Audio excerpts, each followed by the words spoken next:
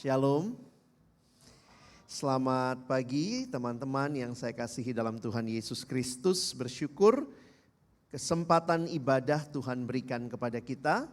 Bukan sekadar rutinitas, tapi kiranya kita mengalami perjumpaan pribadi dengan Tuhan di dalam ibadah kita. Saudara yang dikasihi Tuhan, tema yang hari ini kita sama-sama akan pikirkan adalah Enduring Like Jesus. Saudara yang dikasihi Tuhan, tidak mudah mengerti simbol dalam kekristenan.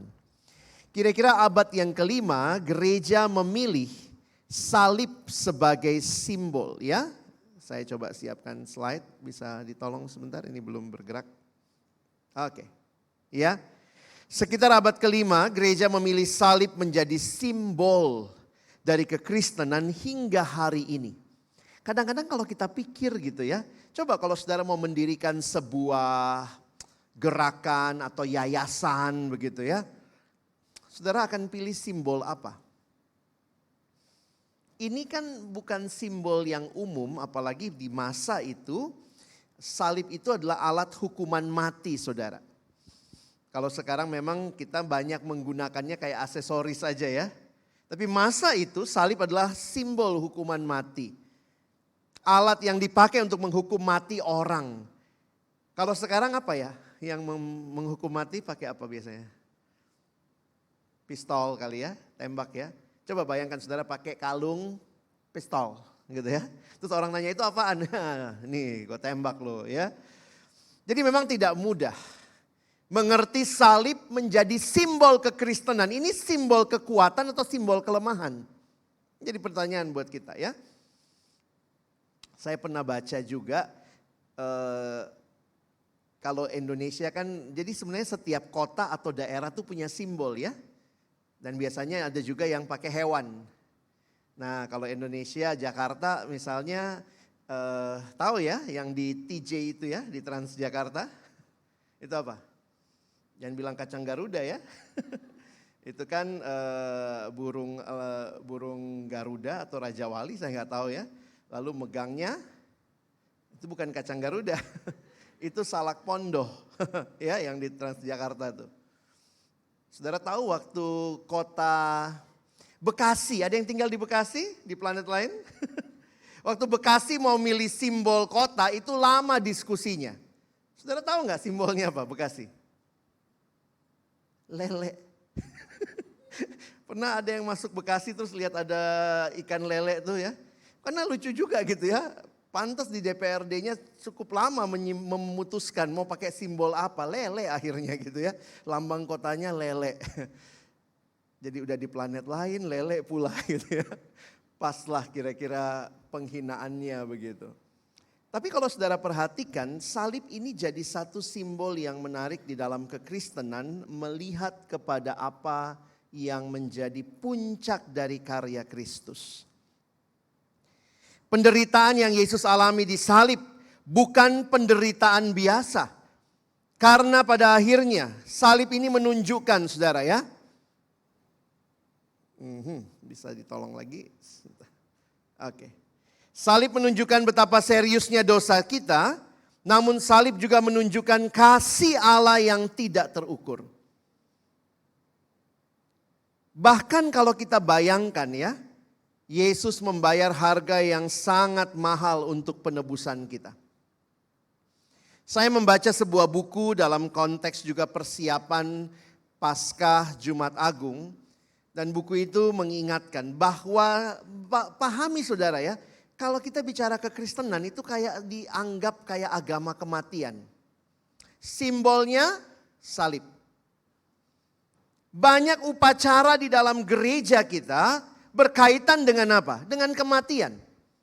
Waktu kita melakukan perjamuan kudus untuk mengingat apa? Kematian Kristus. Dalam buku itu kira-kira dikatakan begini. Hampir setiap kali penulis Alkitab mengkaitkan iman kita dengan kematian Kristus dan kebangkitannya.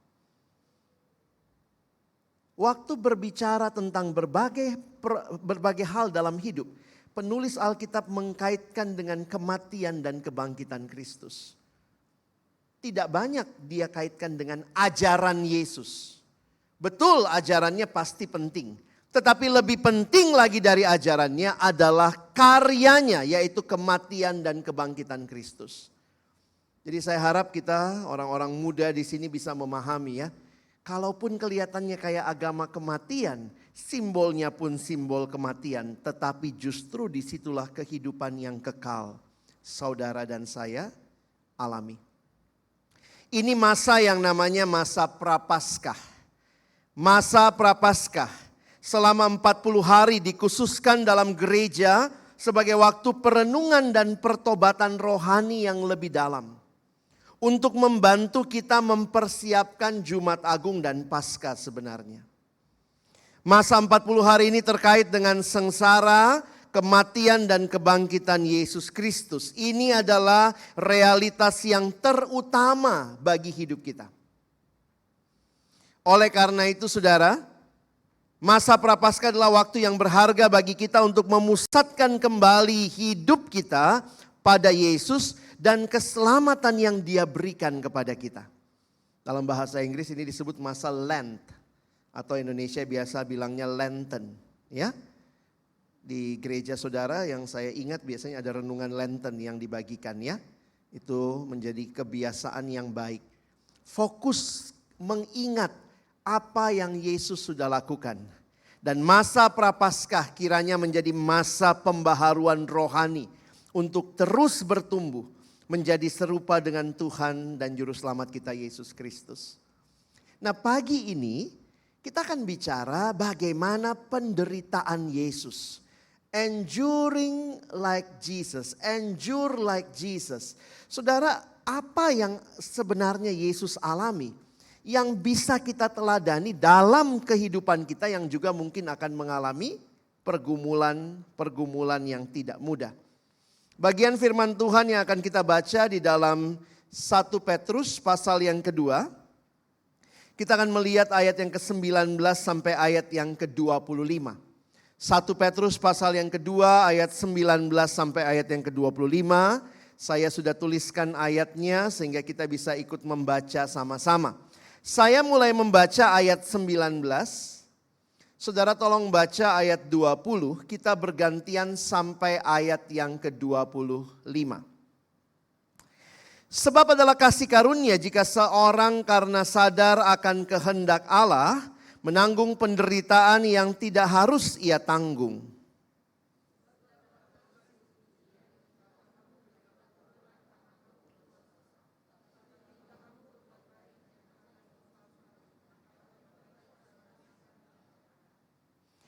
Sebab untuk itulah kamu dipanggil.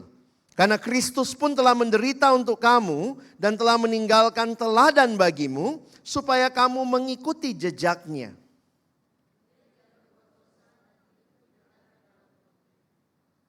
Ketika ia dicaci maki, ia tidak membalas dengan mencaci maki.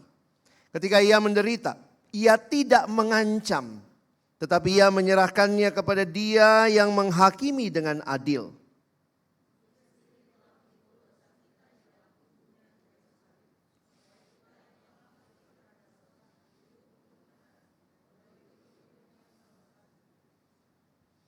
Sebab dahulu kamu sesat seperti domba, tetapi sekarang kamu telah kembali kepada gembala dan pemelihara jiwamu.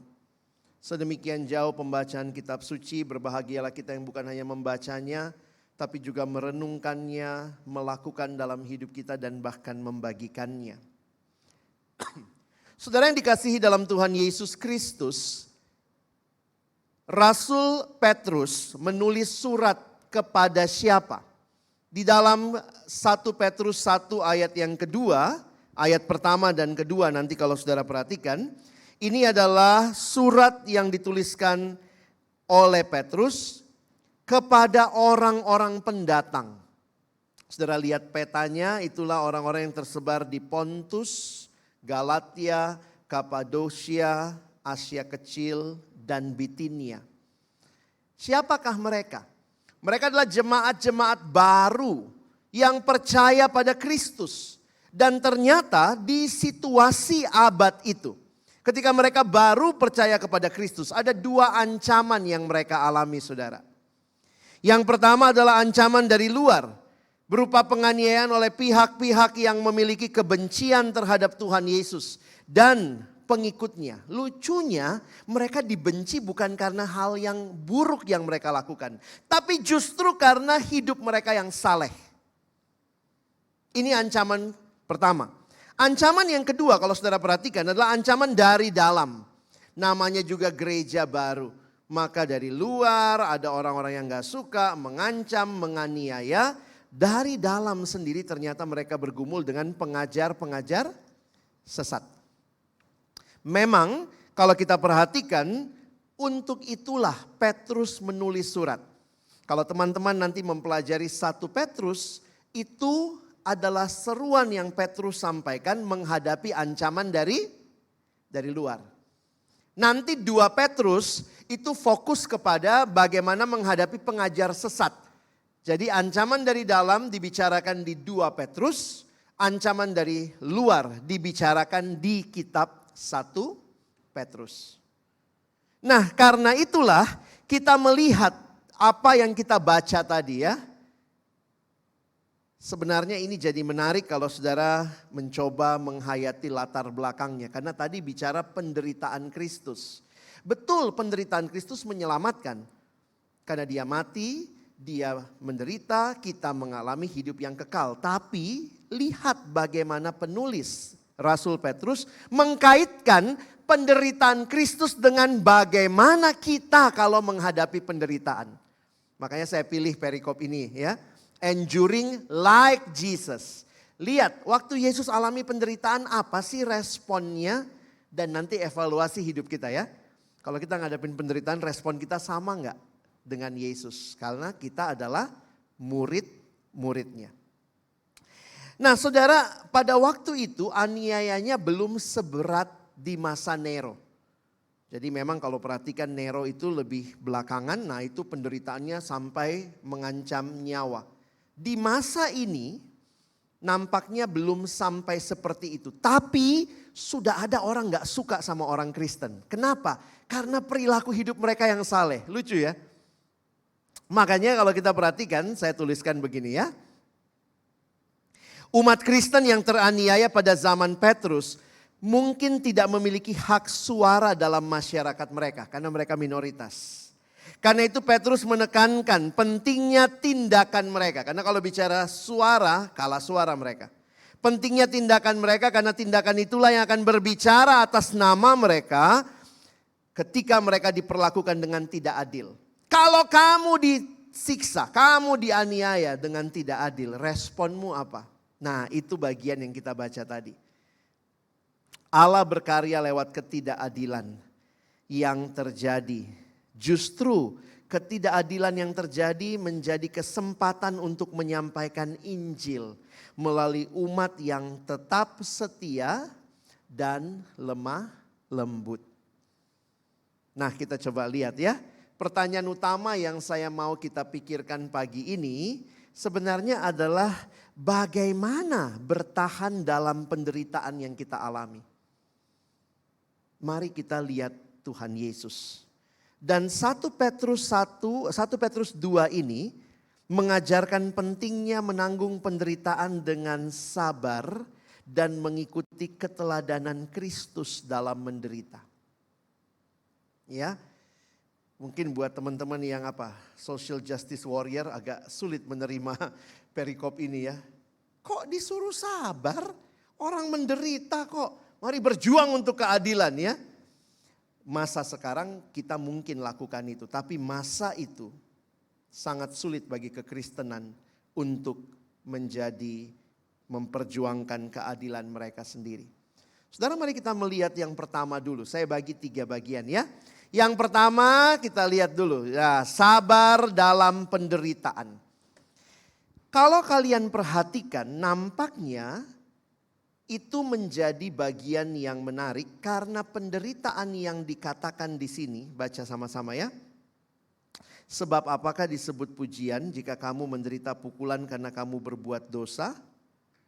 Jadi kalau kamu berbuat dosa lalu kamu menderita itu salah sendiri, ya.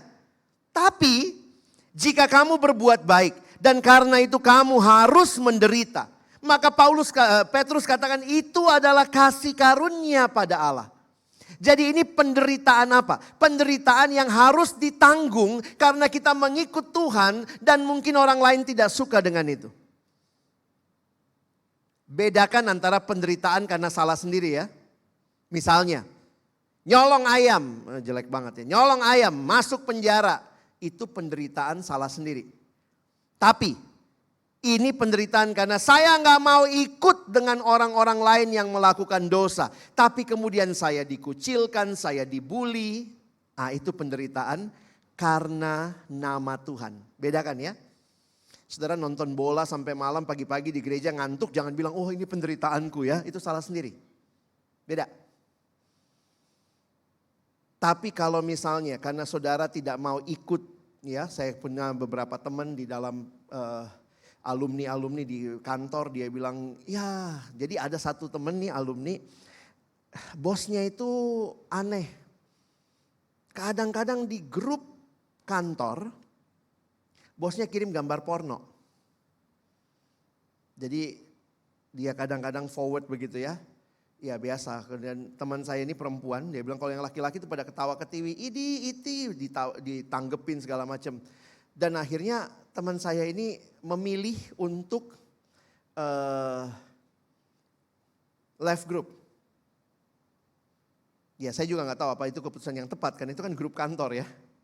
Tapi karena dia anggapnya seperti itu, dia tidak mau terkontaminasi, dia pilih left group saudara. Dan akhirnya dia dibully. Dibully oleh teman-teman kantor, dibully oleh bosnya, dan tidak lama kemudian saya dengar memang dia keluar dari situ. Tapi itu harga yang dia bayar karena dia mau untuk menjaga hidup yang benar. Kira-kira seperti itu ya. Memang hati nurani ini sulit ya. Kalau kita terus menerus dapat hal seperti itu bisa juga jadi tumpul.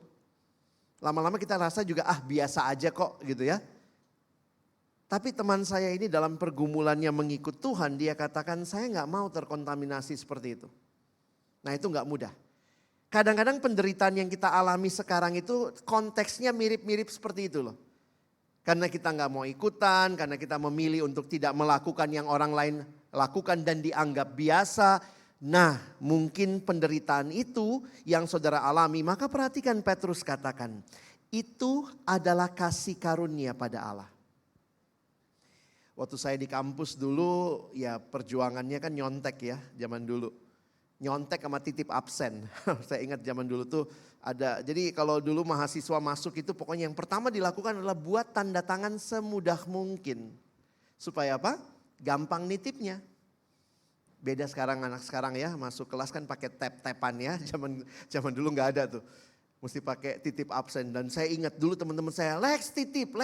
Kenapa? Saya ketua kelas saudara. Ya semua nitipnya ke saya. Awal-awalnya saya tuh tahu sih nggak bener ya. Tapi kan mau solidaritas ya. Mau jadi teman baik. Jadi saya bilang mana yang mau nitip? Sini kumpul semua. Titipin, ada yang kasih kertas-kertas kecil ya. Tanda tangannya dia. Terus kemudian saya kasih sama sekretaris di kelas saya. Lu yang absenin. Dosanya ke lu. Pindah. Tapi ketika saya mulai serius ikut Tuhan saya pikir no. Ini bukan hal yang benar. Sehingga waktu itu saya dijauhin. Titip absen ke Alex, dia gak mau lagi. Saya gak mau nitip absen lagi. Dititipin absen saya gak mau. Dan waktu itu dasar lu, sok kudus lu, sok suci lu. Saya bahkan sudah dipanggil pendeta dari kuliah tingkat 2. Saya baru dipendetakan beberapa tahun lalu tapi dari dulu deh, pendeta lu. Oh dia bernubuat duluan dia ya mempendetakan saya saudara. Kadang gak mudah ya. Saya ini anak daerah, datang ke Jakarta takut banget kehilangan teman kan. Solidaritasnya adalah berjuang supaya banyak teman. Tapi ketika saya harus memilih, saya katakan tidak. Tapi, nah ini mungkin nasihat saya di sini. Ketika saudara memilih untuk tidak ikut dalam apa yang salah mungkin, maka saudara juga harus memikirkan kualitasmu seperti apa. Nah waktu itu yang saya bisa pikirin, Tuhan, saya nggak mau dititipkan absen. Saya nggak mau nyontek, nggak mau kasih contekan. Tapi saya juga mau bantu teman saya. Jadi saya bilang, ada yang mau belajar bareng saya nggak? Jadi saya tawarin diri. Lalu kemudian ada juga yang saya selalu kalau nyatet rapih ya. Jadi catatan saya cukup rapih. Nah, memang pada kesel sama saya. Tapi menjelang ujian tiba-tiba jadi baik. Alex, aduh apa kabar? Pinjam catatan dong. Jadi kadang-kadang saya mikir ya, teman itu apa sih? Orang-orang yang sebenarnya juga harusnya dekat dengan kita dalam segala situasi. Tapi memang ya saya mau tetap jadi berkat untuk teman-teman saya. Saya tidak tahu persis penderitaan apa yang saudara alami. Dan seberapa banyak kadarnya. Nampaknya beda sekali sama penderitaan jemaat mula-mula ya. Karena ini kemungkinan besar dalam satu tafsiran yang saya baca. Karena mereka tidak mau ikut maka mereka berdagang pun sulit. Karena beberapa mereka pedagang. Sehingga akhirnya tidak bisa berdagang, tidak bisa mendapatkan uang dan hidup mereka akhirnya menderita. Tapi perhatikan ayat 19. Sebab adalah kasih karunia. Jika seorang karena sadar akan kehendak Allah menanggung penderitaan yang harusnya tidak dia tanggung. Bukankah itu yang terjadi pada Yesus? Siapa yang harusnya tergantung di kayu salib? Engkau dan saya. Jadi kita spesifikasi dulu ya penderitaannya. Nah, sesudah itulah kita lihat yang kedua ya. Yang kedua adalah bisa ditolong slide-nya? Kayaknya kaku kalau udah lama nggak di-tag. Teladan penderitaan Kristus. Itu di 1 Petrus 2 ayat 21 sampai 23. Dalam bagian ini Rasul Petrus mengkaitkan, saudara lihat ya. Sebab untuk itulah kamu dipanggil. Karena Kristus pun telah menderita untuk kamu. Dan telah meninggalkan teladan bagimu. Supaya kamu mengikuti jejaknya. Jadi saya katakan tema hari ini, endure like Jesus. Saudara lihat, kalau saudara dan saya mengalami penderitaan karena kita mau setia kepada Tuhan. Maka belajarlah dari Tuhan Yesus yang waktu mengalami hal itu. Apa yang dia lakukan? Ayat 22. Ia tidak berbuat dosa dan tipu tidak ada dalam mulutnya. Paling enak tuh atau paling gampang kalau lagi terdesak tuh nipu ya, bohong. Tapi Yesus tidak demikian. Ayat 23, ketika ia dicaci maki, ia tidak membalas dengan mencaci maki. Ketika ia menderita, ia tidak mengancam. Saya lama tuh mikirin ya. Kalau memang menderita tuh kita suka ngancam ya. Awas lu ya, kalau gua udah gak menderita, awas lu. Pernah gak berantem sama kakak adik? Terus mungkin kalau kakak kita, cici, kokol lebih kuat dari kita. Terus kita diteken gitu ya. Dulu kalau suka berantem kan di tempat tidur ya. Dibekep bantal, gitu ya. Awas lu ya kalau gue udah bebas. Coba kalau dari salib Yesus gitu ya. Awas lu. Saya membayangkan dia ngancem aja. Tapi tidak demikian. Lalu apa kuncinya? Ia menyerahkannya kepada Dia yang menghakimi dengan adil. Teman-teman, hal yang menarik yang kita perhatikan. Penghakiman adalah hak Tuhan. Pembalasan adalah hak Tuhan. Saya pikir ini tidak meniadakan kita cari keadilan ya. Karena ingat konteksnya. Konteks jemaat mula-mula sebagai minoritas mereka sangat sulit memperjuangkan hak mereka. Tapi buat kita sekarang kan kita bisa ya, misalnya gereja ditutup ya, kita harus perjuangkan hak kita. Dalam pengertian karena kita sekarang ada dalam konteks yang berbeda. Tetapi walaupun kita sudah memperjuangkan hak kita, seringkali masih dapat ketidakadilan. Tempat apa yang paling tidak adil di dunia ini? Katanya pengadilan. Di situasi seperti itu pun pada akhirnya kita harusnya bisa berkata, Tuhan, pembalasan adalah hakmu. Jadi teman-teman kita diajar untuk meneladani Yesus dalam situasi yang sulit. Dan bagi saya yang menarik adalah bagian terakhir. Apa akibat dari kesabaran dalam penderitaan? Kalau Yesus turun saja dari salib itu. Terus Yesus, ya kita bayangin superhero ya. Superhero kan sekarang filmnya gitu. Kalau udah terdesak, udah kayak mati gitu, tiba-tiba wah dia bangkit lagi ya. Coba bayangkan kalau Yesus dari salib ya, terus dia turun. Wah, terus mati lu semua. Udah, manusia kita mati juga saudara, nggak ada keselamatan ya. Ternyata yang Yesus lakukan tidak hanya meninggalkan teladan bagi kita.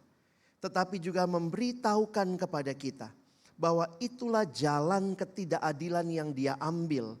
Supaya akhirnya engkau dan saya mengalami kelepasan atas dosa.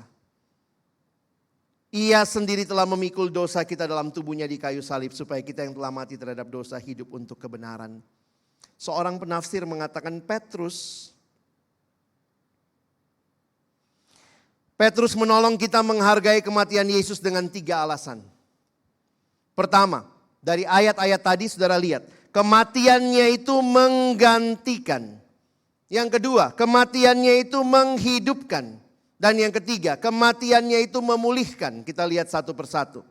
Kematian Yesus itu menggantikan kita. Itulah yang ditulis di ayat 24. Ia sendiri memikul dosa kita dalam tubuhnya di kayu salib. Sehingga lihat penjelasannya saudara ya.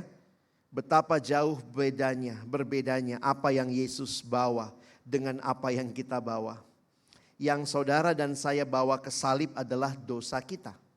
Sedangkan di atas kayu salib Yesus memikul dosa kita dalam tubuhnya dengan dengan ditimpakannya murka Allah yang seharusnya layak kita terima.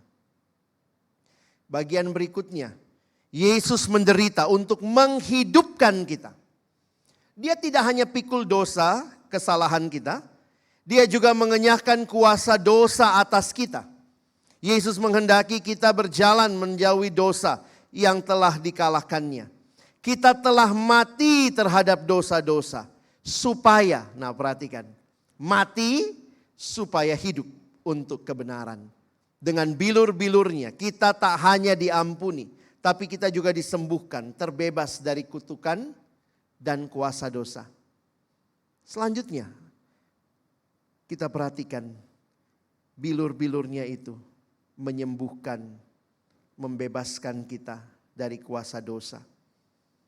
Yang ketiga, yang terakhir saudara lihat ya, Yesus menderita untuk memulihkan kita. Petrus menjelaskan, sekarang kamu telah kembali kepada gembala dan pemelihara jiwamu. Siapakah dia?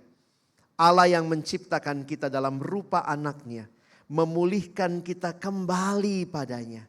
Kita datang kepada Tuhan Yesus Sang Gembala yang baik, yang kita baca di Mazmur 23. Tuhan dengan penuh kasih memberikan nyawanya bagi domba-dombanya. Yohanes 10 ayat yang ke-11. Allah Tritunggal adalah gembala dan pemelihara jiwa kita. Jadi teman-teman, ayat-ayat ini memberikan kepada kita apa alasan atau apa dampak akibat dari yang Yesus lakukan. Saudara, seringkali kita merasa kalau saya lakukan ini pasti nanti begini. Dia tidak membalas, dia menahan dirinya. Dan Allah bekerja bahkan melampaui yang kita bisa pikirkan. Kalau kita maunya kan Yesus turun dari salib, kalahin semua, menang, perkasa, gagah perkasa, puji Tuhan, luar biasa. Tapi endure like Jesus menjadi cara yang Allah akan bawa saudara dan saya menikmati sesuatu yang melampaui pikiran kita. Saya tutup dengan 2 aplikasi. Waktu saudara dan saya menghadapi penderitaan lalu bagaimana? Begini ya, ini 2 hal yang mari kita ingat. Pertama, kita perlu memperkuat hubungan kita dengan Tuhan. Melalui doa, membaca firman Tuhan, saya pikir dari remaja, dari sekolah minggu kita udah tahu. Perdalam pengalaman rohani kita dengan Tuhan. Tapi di situasi kita menghadapi pergumulan, penderitaan, kita juga perlu terus membangun hubungan dengan sesama. Salib punya 2 dimensi itu. hubungan dengan Allah, hubungan dengan sesama. Miliki komunitas teman-teman seiman, para pemimpin di gereja, majelis hamba Tuhan yang dapat memberikan dukungan moral dan spiritual. Kadang-kadang kalau di pekerjaan cuman kita yang hidup benar, tapi hari ini kan minimal ada berapa nih? 40 orang mau hidup benar? Di sana mungkin kita sendiri, tapi di sini kita bersama dengan mereka yang sama-sama mau hidup benar bagi Tuhan. Maka teman-teman, jalanilah hidupmu meneladani Yesus yang ketika dia menderita, dia tidak membalas, dia tidak mencaci maki, dia menahan dirinya, menyerahkan pembalasan kepada Allah. Dan di dalam waktunya Allah menjadikan karyanya itu indah. Kiranya Tuhan menolong kita endure like Jesus. Amin. Mari berdoa. Tuhan, terima kasih banyak untuk firman-Mu. Terima kasih di masa Prapaskah ini, Lenten ini, kami sama-sama datang kepadamu. Percaya bahwa Engkau Allah yang bukan hanya menyelamatkan kami, tetapi juga memberikan teladan untuk kami jalani dalam kehidupan keseharian kami. Termasuk kami yang mengalami situasi-situasi penderitaan yang seringkali kami sadar karena kami ikut Tuhan, kami dibenci, dijauhi dunia. Tapi kiranya kami boleh dengan hikmat dari Tuhan belajar mengerti apa yang menjadi kehendak-Mu. Kapan kami harus sabar, kapan kami harus berjuang jika ada peluang untuk memperjuangkan kebenaran dan keadilan. Tapi di atas semuanya itu, tolong kami berserah dan bersandar kepadamu. Dan kami percaya sebagai orang-orang muda di tempat ini, sebagai orang-orang percaya kepadamu, Tuhan, Engkau tidak pernah meninggalkan kami. Engkau senantiasa menopang kami. Kau yang lihat pergumulan kami masing-masing. Engkau yang melihat penderitaan kami, kesengsaraan kami. Dan kami percaya Engkau menyediakan jalan keluar yang tepat pada waktumu. Kami bersyukur untuk firman-Mu. Tolong kami, bukan cuma jadi pendengar yang setia, tapi boleh jadi pelaku-pelaku firman-Mu. Di dalam nama Tuhan Yesus yang menderita bagi kami, yang meninggalkan teladan bagi kami sudah berdoa, bersyukur. Amin.